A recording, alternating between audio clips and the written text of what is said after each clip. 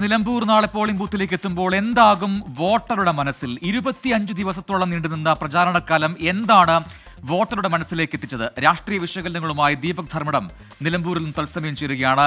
Deepak, good evening. അപ്പോൾ നാളെ polling ബൂത്തിലേക്ക് എത്തുകയാണ് നിലമ്പൂരിലെ ജനത. 25 ദിവസം നീണ്ടുനിന്ന ഒരു വലിയ പ്രചാരണക്കാലം, രാഷ്ട്രീയ കേരളം നിലമ്പൂരിലേക്ക് ചുരുങ്ങുന്ന 25 ദിവസം കടന്നുപോയി എന്ന് വേണമെങ്കിൽ പറയാം. അപ്പോൾ എന്താണ് വോട്ടർ മനസ്സിൽ കൊണ്ടു നടക്കുന്നതാവും? ഒരുപക്ഷെ ഇന്നത്തെ ദിനം അത് അവർക്ക് തീരുമാനത്തിലുള്ളതാണ്. ഓരോ വോട്ടറും ആർക്ക് വോട്ട് ചെയ്യണം എന്ന് തീരുമാനിക്കുന്ന മണിക്കൂറുകളാണ് ഈ കടന്നുപോയിക്കൊണ്ടിരിക്കുന്നത്. അപ്പോൾ ഓരോ ദിവസവും മാറി മറിഞ്ഞു വന്ന വിവാദ വിഷയങ്ങൾക്കൊടുവിൽ എന്തായിരിക്കും നിലമ്പൂരിലെ വിധി?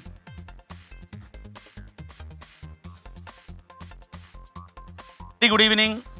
മഴക്കാലത്തിൻ്റെ പെരുമഴയെ തോൽപ്പിക്കും വിധത്തിലായിരുന്നു വലിയ പ്രചണ്ഡമായ 25 ദിവസത്തെ പ്രചരണം. അത് കഴിഞ്ഞ് ഇന്നും വിട്ടുകൊടുക്കില്ല എന്നുള്ള നിശബ്ദ പ്രചരണമാണ് നടന്നത്. ഓരോ സ്ഥാനാർത്ഥിയും ഇളകുന്ന വോട്ടുകൾ ഉറപ്പിക്കാൻ അവസാനവട്ട ഓട്ടപ്രദക്ഷിണത്തിലായിരുന്നു എന്നുള്ളതാണ് നമ്മൾ കണ്ടത്. നിലമ്പൂരിൽ എന്തിന് 8 മാസത്തേക്ക് മാത്രമായുള്ള ഒരു നിയമസഭാ സാമാജികൻ്റെ തെരഞ്ഞെടുപ്പിന് ഇത്രമേൽ രാഷ്ട്രീയ പ്രാധാന്യം എന്നുള്ളതാണ് വലിയ വിഷയം. അവിടെയാണ് കേരള രാഷ്ട്രീയം നിലമ്പൂരിലേക്ക് പിന്നിട്ട ദിവസങ്ങളിൽ ചുരുങ്ങി എന്നുള്ളതാണ്. 25 ദിവസം പ്രചണ്ഡമായ കാടും നാടും ഇളക്കി മറിച്ചുകൊണ്ടുള്ള പ്രചരണമായിരുന്നു.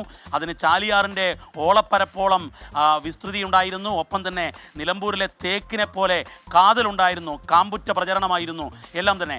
ആ പ്രചരണങ്ങൾക്കൊടുവിൽ ജനവിധിയിലേക്ക് നാളെ പോളിംഗ് ബൂത്തിലേക്ക് നിലമ്പൂർ നീങ്ങുകയാണ്.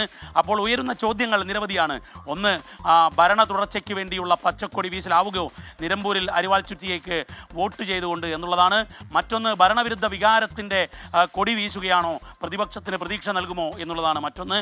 പിന്നെ അൻവർ എന്ന ഘടകം, ഇടതുപക്ഷവും അതുപോലെ UDFും ഒരുപോലെ അൻവർ ഘടകമല്ലെന്ന് പറയുമ്പോൾ അൻവർ എത്രമേൽ വലിയ ഘടകമാണ് നിലമ്പൂരിലെ വോട്ടർമാർക്ക് എന്നുള്ളതും കണ്ടറിയേണ്ടതാണ്.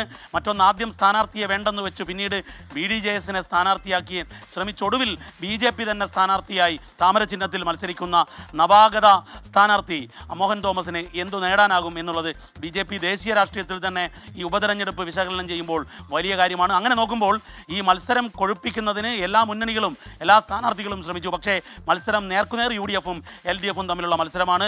അതിലാർക്കും മേൽക്കൈ എന്നുള്ളത് ഈ ഘട്ടത്തിൽ പ്രവചനാതീതവുമാണ്. നാളത്തെ പോളിംഗ് ശതമാനവും അതിൽ പഞ്ചായത്ത് തിരിച്ചുള്ള കണക്കുകളും വരും വരെ നമുക്ക് ഏതെങ്കിലും ഒരു നിഗമനത്തിലേക്ക് പോലും ഒരു പ്രവചനത്തിന് പോലും സാധ്യതയില്ലാത്ത വിധത്തിലുള്ള ശക്തമായ പ്രചരണമാണ് നിലമ്പൂരിൽ നമ്മൾ കണ്ടത്. നാളെ നിലമ്പൂർ വിധി എഴുതാൻ പോളിംഗ് സ്റ്റേഷനിലേക്ക് നീങ്ങുകയാണ്. പ്രജിൻ, ദീപക് ധർമ്മമാണ് വിശദാംശങ്ങൾ നൽകിയത്. നിലമ്പൂരിൽ നിന്നും ശക്തമായ മത്സരം അവിടെ ഉണ്ടാകും.